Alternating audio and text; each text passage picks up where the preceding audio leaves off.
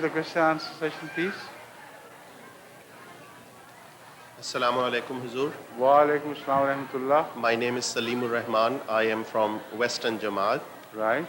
My question is from Surah Al-Muddassir, verse number 31, which is Alayha Tis'ata Ashar. If it would help the audience, and if I'm permitted, I may read the translation of a couple of verses. And after that, my question would be, what is the significance of this number in view of the verses which follow this verse number 31 and categorize? Read them.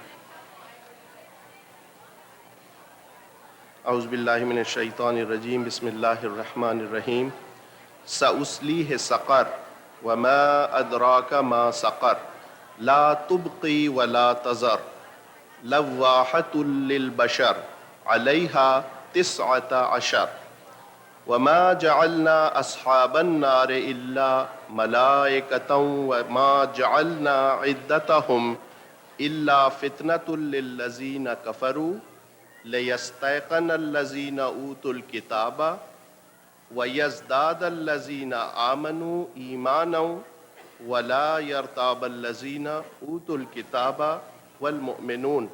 And it ends with وَمَا يَعْلَمُ جُنُودَ رَبِّكَ إِلَّا هُوَ وَمَا هِيَ إِلَّا ذِكْرَى لِلْبَشَرِ.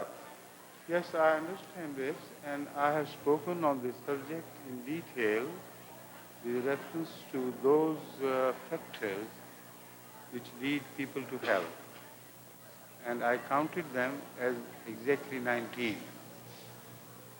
And I think this discourse was done in the Khamal Arab or some other such meeting.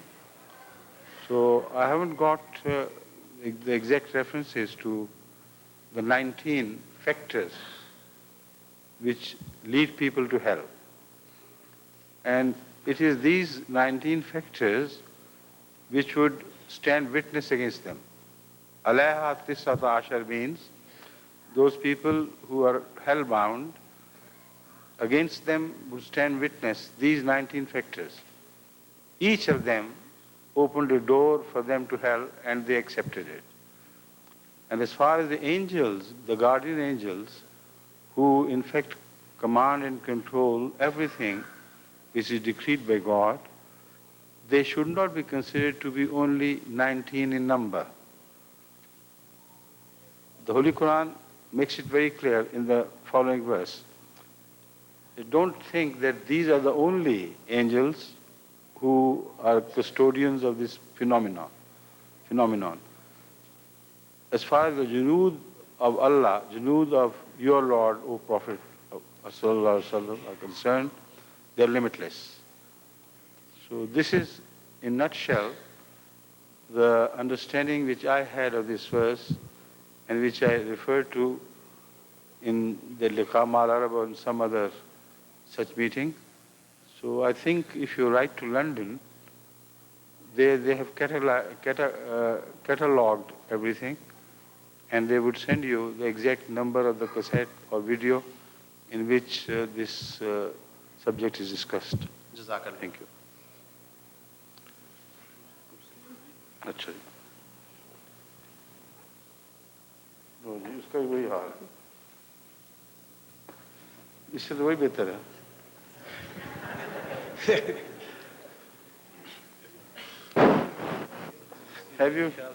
Have you heard that small joke about one ana? Have you? No. It applies to this situation of the kursi.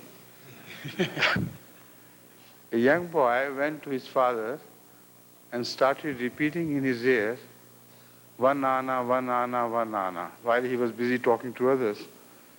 So he got fed up. And he said, go away from here. He went to the other ear and said, two annas, two annas. He said, come back to the first ear. So that is what happened with me, you know. Okay, your question, please. Assalamu alaikum, Huzur. Wa alaikum salam. My name is Muhammad Abdul Hay Siddiqui. Right. I am from Markham Jamaat. Huzur, there is a fundamental difference between Ahmadis and non-Ahmadis. The non-Ahmadis concept regarding the Isa alayhi salam is he is still sitting on the fourth floor of sky, alive and well with the physical body. Now, Huzur, the question is, from when this concept came into Islam, or because the early Muslims they don't have this concept. So when this concept came into Islam, and who brought it and who introduced this, and how it happened? I don't know that. I don't know that. I know that in the time of Hazrat Muhammad Sallallahu Alaihi Wasallam and his companions, his caliphs, etc., this concept was totally unknown. Absolutely unknown. So you better find out when it... Did Jamaat has any research on that, Huzur? Pardon? Did Jamaat has any research work on that? You see, the Jamaat research is only that which I have spoken of during my discourses. I offered some guesses as to what might have happened and when that might have happened. Because when you reach the medieval ages, then you begin to read of these stories. And also, somewhere during that period was concocted a tale of how Jesus was lifted and why he was lifted and by whom he was lifted and who replaced him. So these are the general things which I can say. Certainly we don't know as to when this idea crept into Islam. I believe personally that it crept into Islam because of a tradition of the Holy Prophet Sallallahu Alaihi Wasallam, not a, but many traditions of the Holy Prophet which spoke of Jesus revisiting the earth. Not revisiting the earth, in fact, in that sense, the re-advent of Jesus Christ. Now, people might have gradually thought that if he had never been lifted to the heavens, how could he revisit?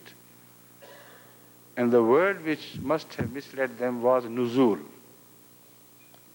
Because Ahmad sallallahu alayhi wa sallam used the word of nuzul of Masih ibn Maryam.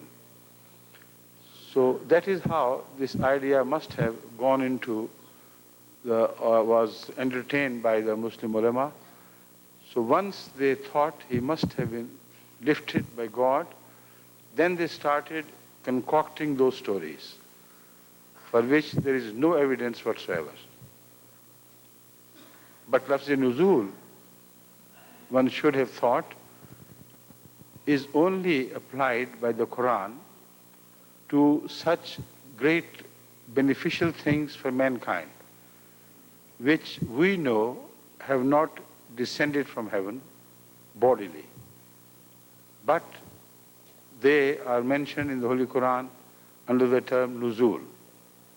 For instance, the quadrupeds, the al-anam are mentioned, which covers cattle and also the camels, particularly the camels and other cattle. According to the Quran, God made them to descend, using the same word as nuzul. Iron is mentioned by the Holy Quran as having been made to descend, while we know we dig for the iron, it doesn't descend from the heaven as people normally understand the word descend. Similarly, other such beneficial things like libas, with which we cover ourselves, is mentioned in the Holy Quran as having descended, or God made it descend. In every such place, the word nuzul is mentioned. So if the word nuzul means literal bodily descent, then one should consider all these things which I have mentioned to have descended bodily. But the only common factor between these is their exceptional benefit for the mankind. The cattle and the sheep and the camel they are extremely beneficial for mankind. Remove them from human civilization and it will turn back many circles. Similarly, iron has played a role in the progress of human civilization as no other metal has done. So iron is picked particularly because it is the best of all the metals which ever served the cause of humanity. Similarly, man learned civilization by clothing. That is why in the story of Adam this is mentioned, obliquely referred to. So the last decisive thing is that of all the prophets mentioned in the Holy Quran, none is mentioned to have descended by the usage of same word, by the same usage of the same word nuzul, except Hazrat Muhammad Rasulullah sallallahu alaihi wasallam. So this positively proves that of all the categories which has helped humanity, best is taken to be referred as having descended. And all the prophets of Allah, it was only Hazrat Muhammad Rasulullah sallallahu alaihi wasallam who was the greatest of all, most beneficent for mankind. So he is chosen among the prophets to have descended by the same word nuzul. Now in the Quran there is no mention of Jesus Christ under the word nuzul, but Ahzur sallallahu alaihi wasallam mentions him with the same word, evidently with the same meaning, that in the latter days the most beneficent role will be played by the advent of Jesus Christ. Not by his descent, literally, but by his advent in the same sense as I am talking about with reference to the Quran. Now, lack of understanding of these things gradually must have misled the ulama of the medieval ages, who only concentrated on the word nuzul without referring to the Holy Quran and its usage. And because they thought Jesus would come, because it was made very clear from various ahadith, so they must have thought he could not have come from heaven without having ascended.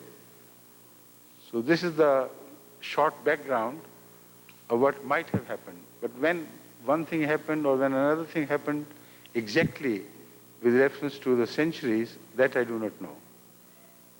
Thank you. Jazakallah.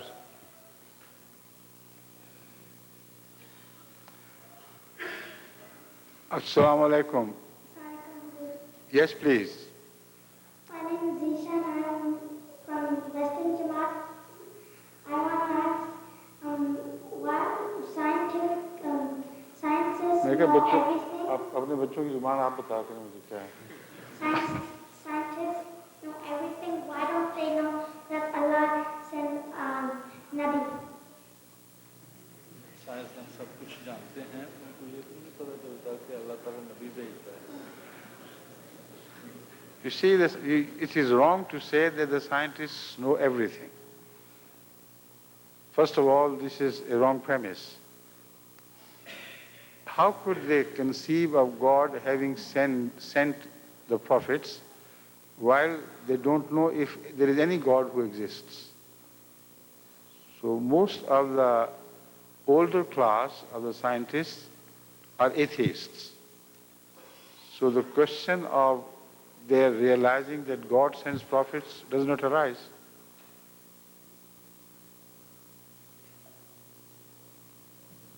Difficult for you to understand, I know, but why do you choose this difficult question? Thank you.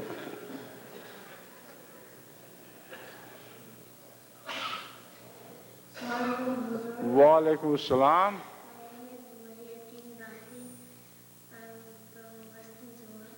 My question is, when Adam and his wife were in the garden, there was a cheerleader, God told them not to go near there, and then Satan told them to go near them.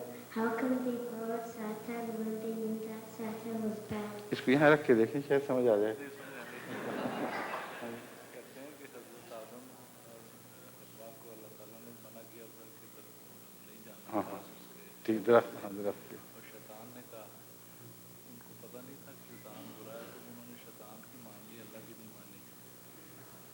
This is very bad of them to have done that. That is why they were punished. You see, when your parents tell you good things, all good things, you know that they are good, yet you do not do them. Because there is some attraction in bad things. And that is why the struggle between good and evil continues. Bad things are like gravitational pull. And the good things are like climbing up. So climbing is a tiring process, while to fall is easy, until one reaches the rock bottom where one falls. So then he is punished. So this exactly happened in the case of struggle between good and evil. Because good is difficult to perform, so you know it from your own personal experience, that despite the fact that your parents tell you to say namaz at that time and go to school at that time and study as best as you can, yet the lazy among the children, knowing this admonishment of their parents to be good, yet evade it and try to run away from it. So that is how the struggle between good and bad continues. So Adam is symbolized in that sense by God, that he was offered two things. One was the Shajara Mubarak Tayyaba, which was good. And that was, in fact, the entire Jannah, or the divine law which was bestowed to Adam. On the other hand, there was that Shajara, which is mentioned in the Holy Quran as evil, which could destroy the peace of that Jannah. So Adam committed that mistake because of some deceit on the part of the Satan. Otherwise, willfully he could not have done that. That is why the Holy Quran absolves him of a willful crime by saying, وَلَمْ نَجِدْ لَهُ azma. Though Adam committed a mistake, but we did not find in him a willfulness to commit that crime. So God himself taught him those words which could draw Allah's favor and mercy, and God could, because what he had himself taught Adam, forgive him his fault. This is what we know from the Quran, and I think you may have been influenced by the biblical stories which present the case in a very different light. According to the Bible, it was Eve who blundered and who also led Adam to follow her. And it was a serpent who misled Eve. According to the Quran, women folk are absolved of the first crime. It is men who committed the crime and women follow them. Now, in this sense, human psychology is also explained. Whenever the societies are ridden by men's desires, they push the women forward, and they are given a free hand to spoil the society. But actually, it is men who are responsible for the evil in society. But that's incidental. That's what a conclusion which I draw from the Quranic statement of what happened.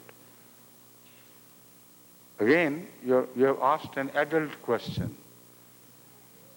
You have to wait quite some years to understand my answer. Thank you.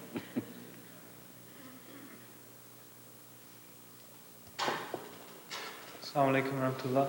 Wa alaikum rahmatullah. How are you, Ishaq? Fine? Alhamdulillah. Good. Very good. Please.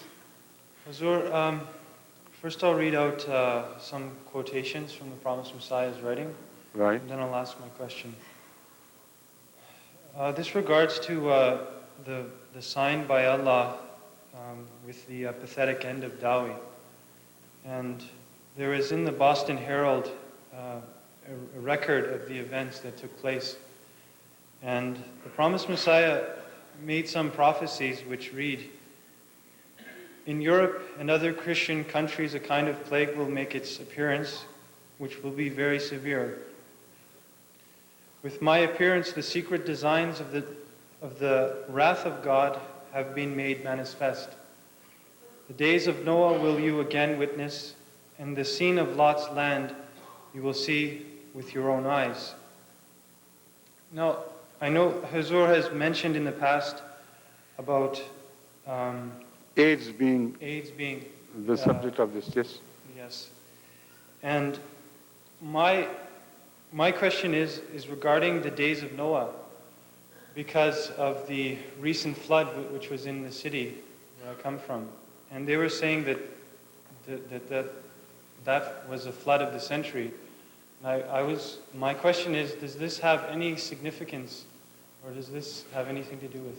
I personally believe that this small thing which happened here, which overwhelmed the people who occupied that area, is not what is meant by Hazrat Masih ﷺ. This is a prophetic language which speaks in generalities with reference to the past. What happened at the time of Noah was that a large number of such humans as rejected the truth were destroyed. Yet all the mankind was not. We understand by that reference in the Quran of Noah that this flood did not overwhelm the entire world. It did not cover the entire surface of the world, as the Christians and others believe. But in every case, when a sinful people reject the signs of God, and their progeny also is not in the knowledge of God, their progeny also would not accept the truth, then such people are wiped out. So when it would happen, we cannot know for certain. We know for certain that when Allah so decides that whatever of the humanity, whoever from among the humanity has accepted the truth and the rest would not, only then this prophecy would come to be fulfilled. This is, I'm speaking of the general, shall I say, a sort of catastrophe which would confront the entire world.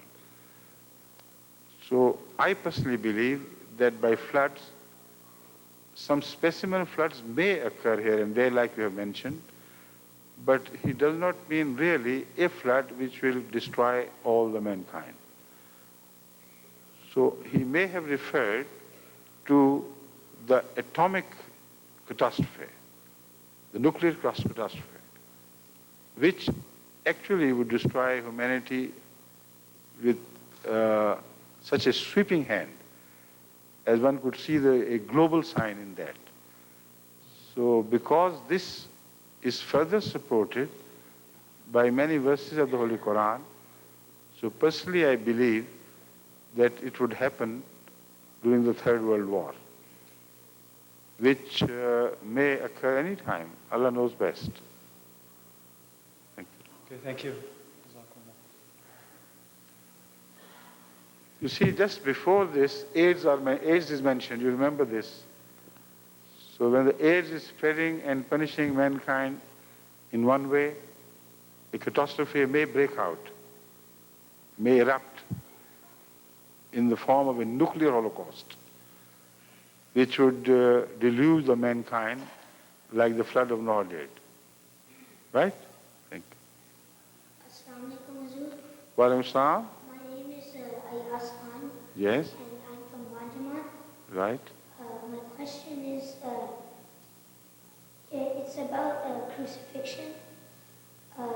When Jesus was put on the cross, it was because of he claimed that he was a prophet, and they did bad things to him like that. And if, well, that's like partly the main thing of crucifixion. So could you tell us some more? You began with a very clear statement which I understood, but in the end you started mumbling the words and I failed to understand the last bit. Did you? No. Would you repeat? I understand up to the time when you said that Jesus was crucified, he was put to cross. Then what happened? What is the question? And could you please tell us some more facts about it? Like tell us if there's any more things any more details about it? More details as to what actually happened. Yeah. Right, thank you. You may sit down if you like. According to the Holy Quran, Jesus Christ was neither murdered nor crucified. These are the two statements. The question is why the murder is mentioned here. When the Jews claimed that he died upon cross, as such, his death falsified his claim. Why the Holy Quran begins with murder? Because murder leads to death, and crucifixion may not lead to death. And because he was actually crucified or attempted to be crucified so that he could die upon cross, so in the end of these verses, what the Holy Quran categorically denies is not that he was certainly not crucified. It says he was certainly not murdered. So it is the attempted death which is denied, in fact. Murder through crucifixion is denied, but crucifixion in itself is not denied. This I have explained in so many sessions with non-Ahmadis, etc. And I have repeatedly drawn their attention to the fact that if an attempt of murder is made upon somebody, while the person escapes that attempt, and the person who is attemptedly murdered dies a natural death much later on, no historian would ever write about him that he was murdered. So this is exactly what happened to Jesus Christ. He was not crucified in the sense that crucifixion did not achieve its purpose. What happened was that he was certainly not murdered through crucifixion. So one can say he was not crucified. Like Hazrat Sallallahu Alaihi Wasallam was promised that he would be saved. Yet attempts to murder him were made repeatedly. In such some attempts, he almost died, like at the time of Uhud. Yet God saved him. No Muslim can say that he was murdered because murder was attempted. So exactly in this sense, crucifixion is denied because crucifixion failed to achieve the purpose of killing him. Now what happened actually was that when he was taken down from cross, but before that, he woke up all night and coaxed his own companions who had gone to sleep to wake up and pray to God that this bitter cup should be taken away from him. That is a very important fact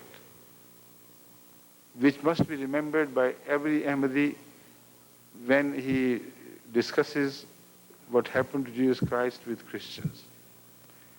They say that Jesus himself offered his life to redeem mankind.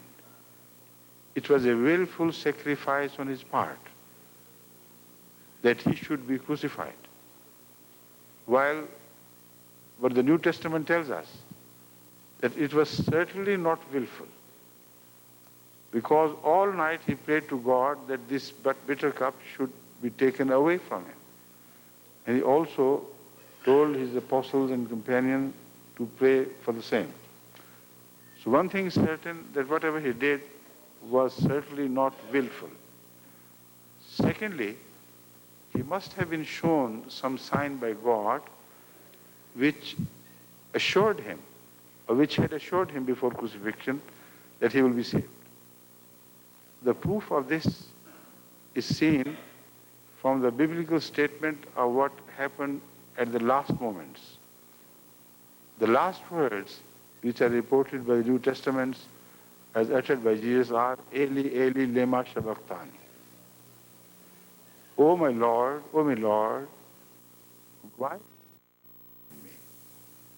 Now, if he was expecting death, in fact, he had himself offered his life for the sake of the suffering sinful mankind, how could he exclaim, O my Lord, why have you abandoned me? He could only have uttered this cry of anguish if he had been promised by God that he would be saved.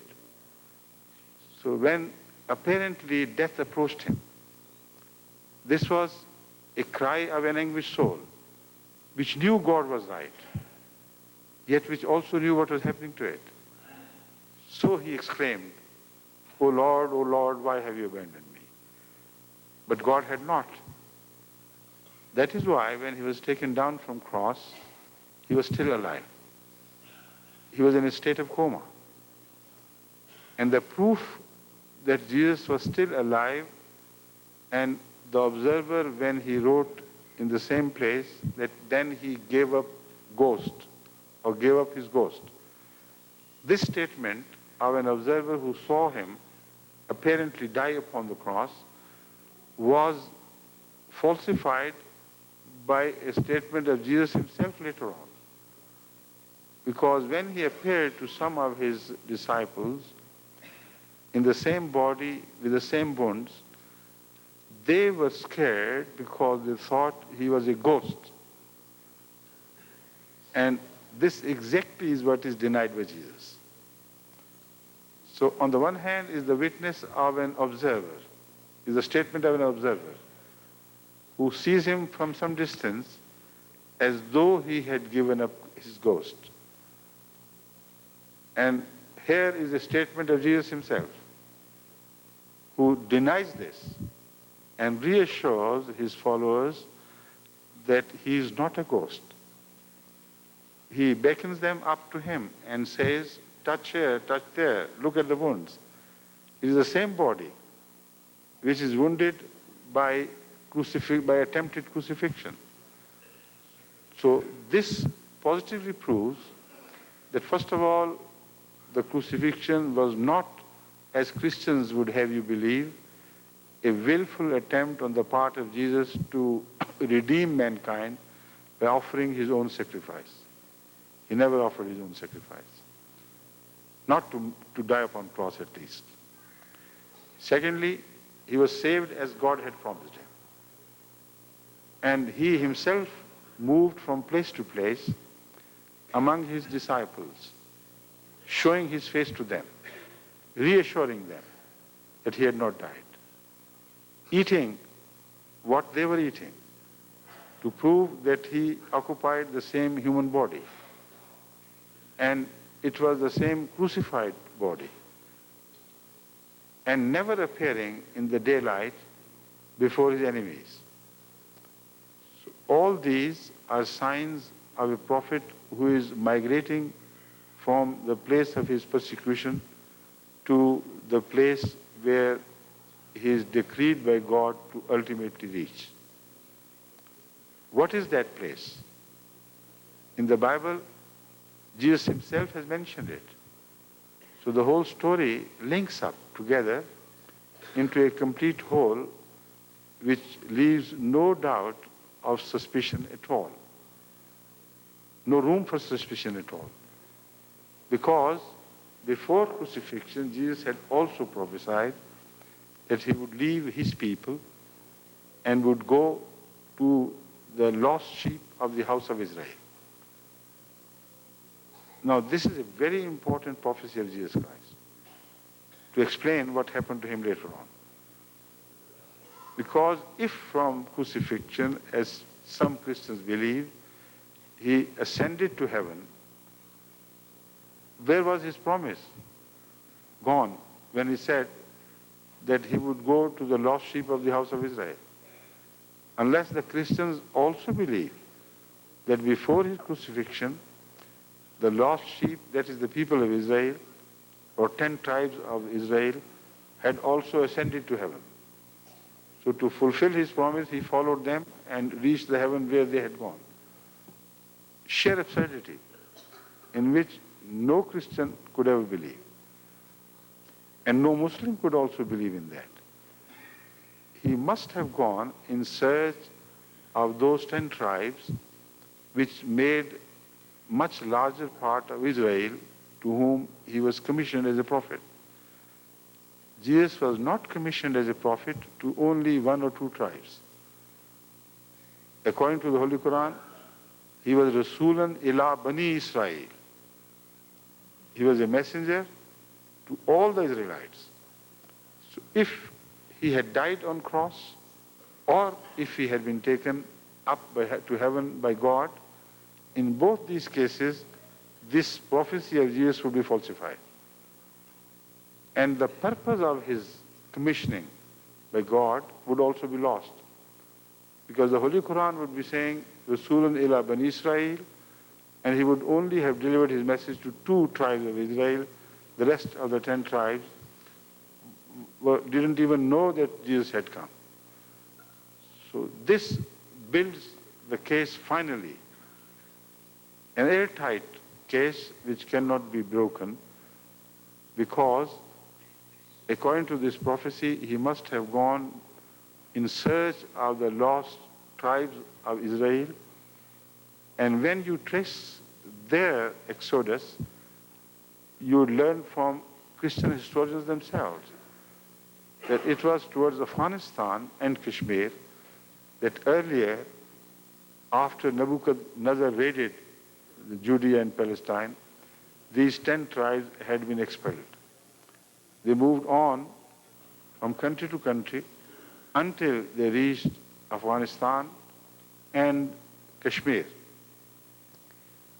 Great scholars have written on this, and the proofs that they are Israelites are overwhelming. Their nomenclature, their shape, their features, their way of life is all reminiscent of the old Israel. So Hazrat Masih's claim that Jesus escaped death from cross as had been promised, and he migrated towards the lost Israelites,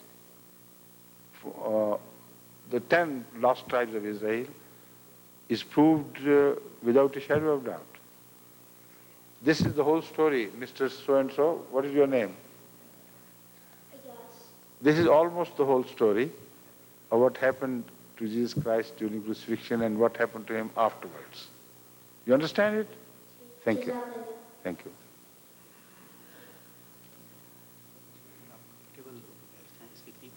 क्या? काफी sensitive है। अच्छा। तो अगर आप comfortable हो तो बेशक टेक लगा के। Take की जरूरत क्या? I don't like takes. It's all right. Huh? नहीं मगर ये I don't like this. This is why I said the chair is wrong. A short chair with the back close to your back is quite good. There you lean on the chair without people noticing it that you're leaning backwards. So it's all right. Yes, please. Walaikum salam. Walaikum salam. My name is Ahmad. Yes, I'm from Muslim Jamaat. yes. My question is, why did dinosaurs extinct?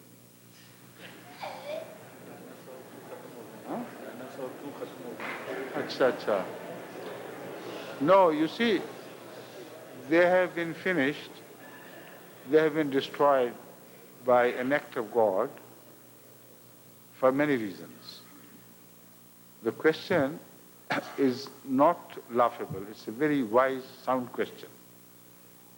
Why were they created? Why they rampaged all the vegetation on earth until they were the rulers of the whole world? And why suddenly they disappeared? It is a mystery, of course, but easily understandable. If dinosaurs had continued to govern the world, mankind would not have evolved.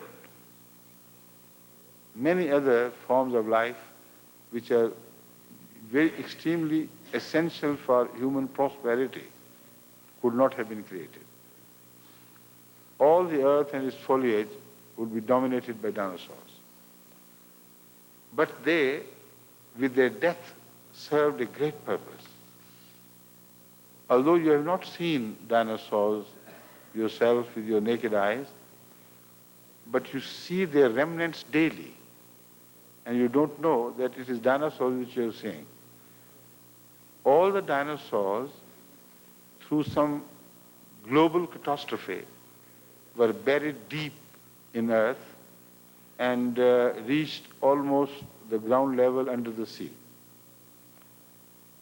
They were buried close to the sea level, but right from the top down to the level, they were buried layer after layer. What happened to them then? Through pressures of the earth and through other chemical phenomena, they were gradually converted into oil. And most of the oil stored underneath the earth's surfaces is ex-dinosaurs. So if dinosaurs were not so destroyed with a design and purpose, they could not have turned into oil which you daily use, without which your life would become meaningless. Because everything which the modern civilization knows or has learned owes its existence to oil, or discovery of oil, and the discovery of how oil should be used for internal combustion engines. Correct? So you don't know, but you see dinosaurs almost daily. When you travel by car, by motorcycle, by plane, whatever mode of travel you choose, you are riding dinosaurs. Right? Thank you.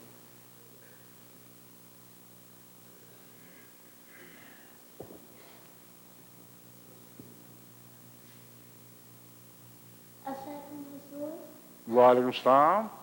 मेरा नाम अब्रासुरी है. My name is Abrasuri. Yes. My question is, how many hadiths are there? How many? Yeah. I think if you include all the so-called traditions collected in the 6th and 7th centuries, they will run into hundreds of thousands. But most of them are concocted. The authentic books of hadith are 6, which are called Sahih Sita. Yet all that they contain is not 100% the word of Ahmad Sallallahu Alaihi Wasallam, because among them are contradictory traditions. And in Hazur Akram Sallallahu Alaihi Wasallam, there was no contradiction. He couldn't have said one thing now and contradicted in another breath, and he could not have made paradoxical statements. But the traditions which I refer to contain some paradoxical statements, so some of them must be wrong. That is to say, they must have been attributed to Ahmad Sallallahu Alaihi Wasallam without justification. Somebody must have made up those hadiths and attributed to Ahmad Sallallahu Alaihi Wasallam later on. So this is what we know about ahadith. These 6 Sahih Sita books, which are Sahih Sita, they contain around 40 to 50,000 ahadith altogether. And among them are repetitions.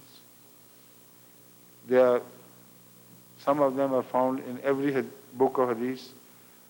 So nobody has actually counted all that has been handed down to us as ahadith, whether they are right or wrong, but I don't think any scholar has ever attempted to count them all. If you want to, do it and let me know. Right? What exactly is the number? Thank you. But it will be impossible because many books of ahadith have become non-existent.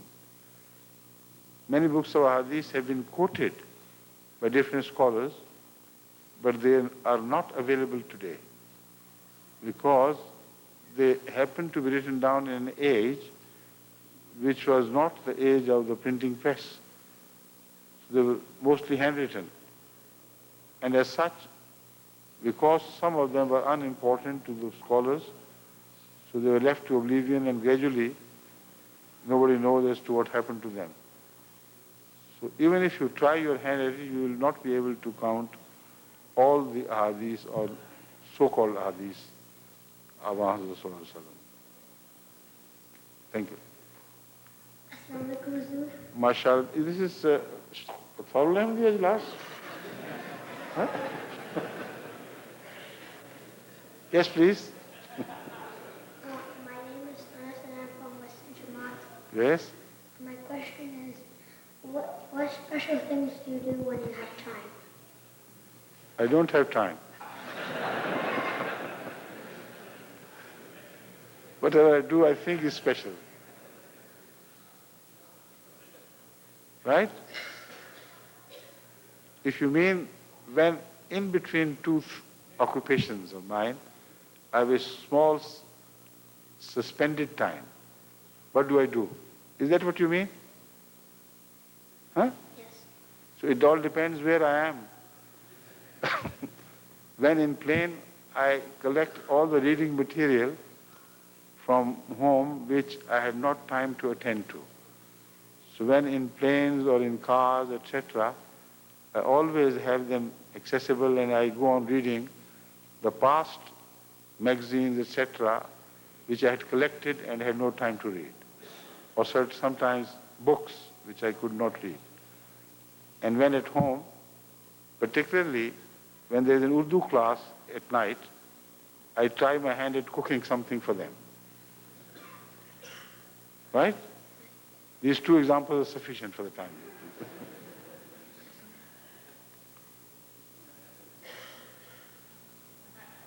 Yes, please. Assalamu alaikum, Huzur. Wa alaikum assalam. मेरा नाम अजहर कराया है. मैं western Jamaat Say who? Again, yes. मेरा question है. What is your question in English? My question is, how do you know when you are a prophet? I am not a prophet, so I don't You know. are a caliph. A caliph, because I was made a caliph by the Jamaat and accepted as such by the whole Jamaat. And still I shouldn't know it? Right? Thank you.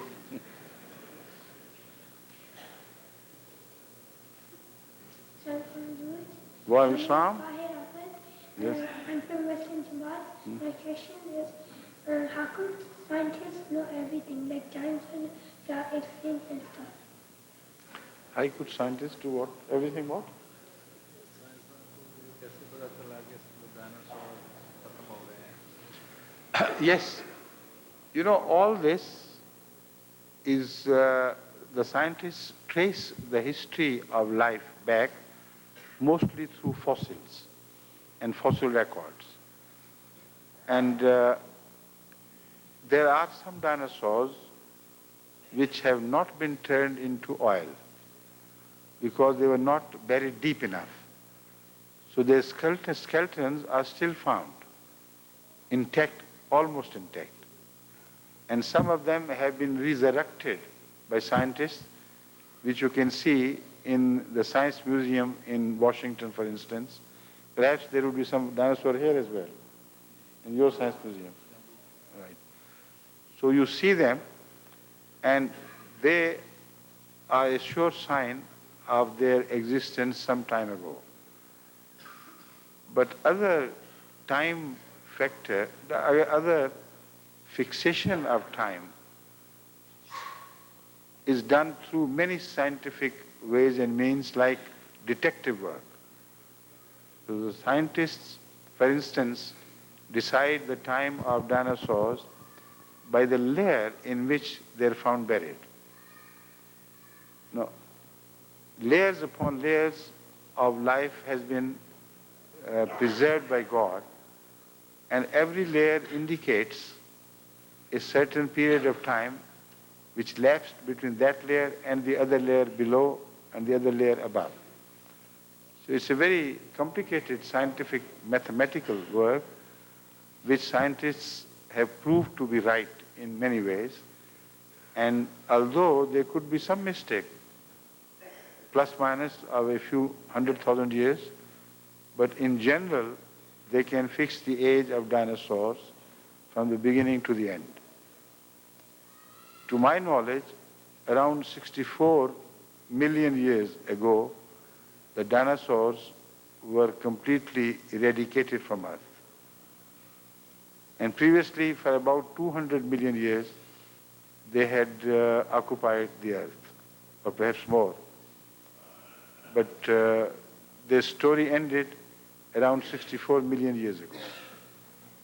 Thank you. And you know, I read this book that said that this girl, she found like 3 fossils of a whole dinosaur in England like 200 years ago. You read it? Yeah. In some good site. Very good. Thank you very much. Uh-huh. The Amir Sahib is telling me that it's not just Atfarul Ahmadiyya, it's also Lajnatul Ahmadiyya who are making this session today. So now somebody would begin to read questions from the ladies' side, right? Acha, they have microphone.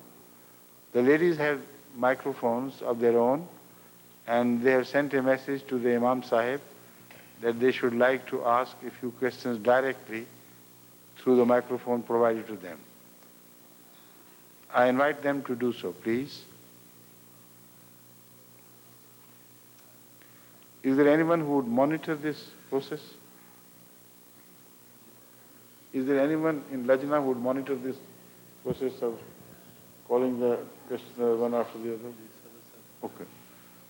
Yes, Sadar Sahib of Lajna Mailla, please start asking your questions.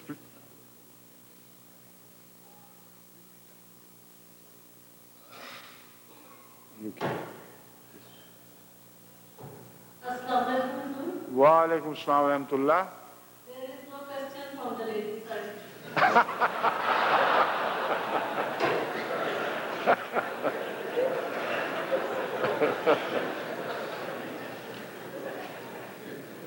I'm not going to embarrass you, Amir Sahib. Let's turn to the next question, please.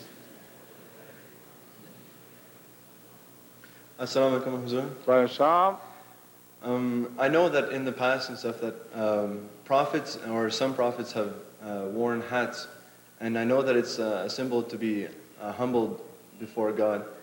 But I was just wondering if there was more to this than just trying to be. Is there more significance to it? You see, if a shirt is significant, a trouser is significant, so also a hat is significant, because it is a headdress. So, to be properly dressed when you appear before a higher authority is a normal human custom. So that is followed in Islam as well. Otherwise, to keep the head covered all the time is not essential.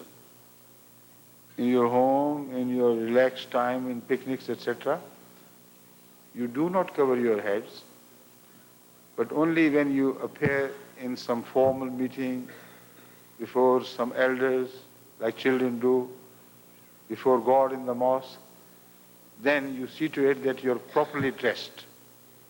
Right? Thank you. Also because whenever I'm home, whenever I walk around with my wife, I always try to keep a topi on whenever we're outside. Excellent. And I was just. Does your wife object against it? No. Thank No, you. but I just want to have like a more solid question, a more solid answer for people who ask me.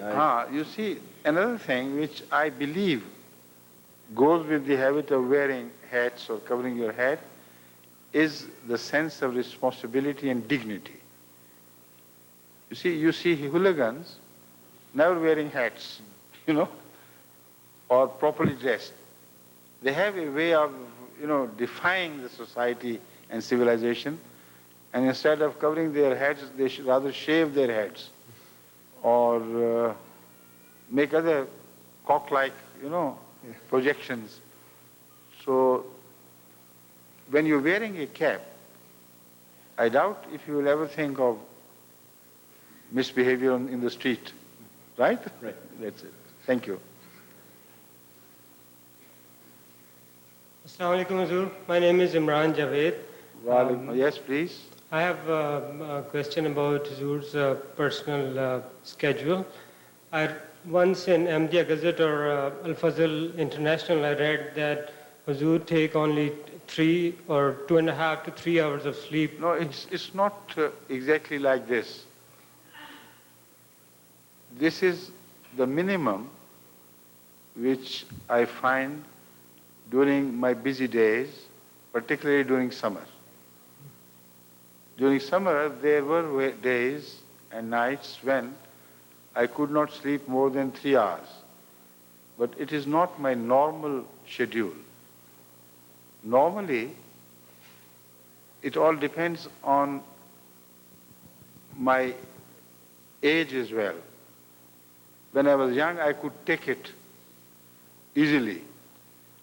And even before I was Khalifa, I remember visiting Ceylon once in 1964, and there I could hardly sleep more than 2.5 hours or 3 hours. So this was my personal habit, because I wanted to spend more time in reading in those days and discussing things with people who were interested in Islam. But later on, if I find more time to sleep, I can, because I can go to sleep anytime I like. So whenever I find more time during winter particularly, my sleeping time is increased sometimes to 6 hours during the day. And day and night together, I mean. But during the pressure times, of course, it is reduced to 3 hours and sometimes 2.5 hours. Thank you. So it varies. Sorry? It varies altogether, but I feel now that my sleeping time is increasing on the average from 3 to 4.5 hours per day. But I don't do it in one stretch. I do it in small stretches. During the night, generally, it's not more than 3 hours.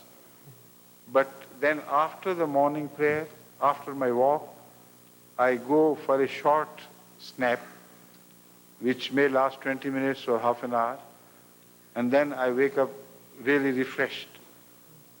Then after the midday meals, that is lunch, etc., I always find time to relax for about 15 or 20 minutes. Now, if there is more time and no special work to be done, and if I really feel a bit tired by the accumulating effect of waking up too long, then I let myself go to sleep without an alarm. And sometimes I sleep for 2 hours. So this formula is not exact that every day I sleep only 3 hours. Thank you. Exactly.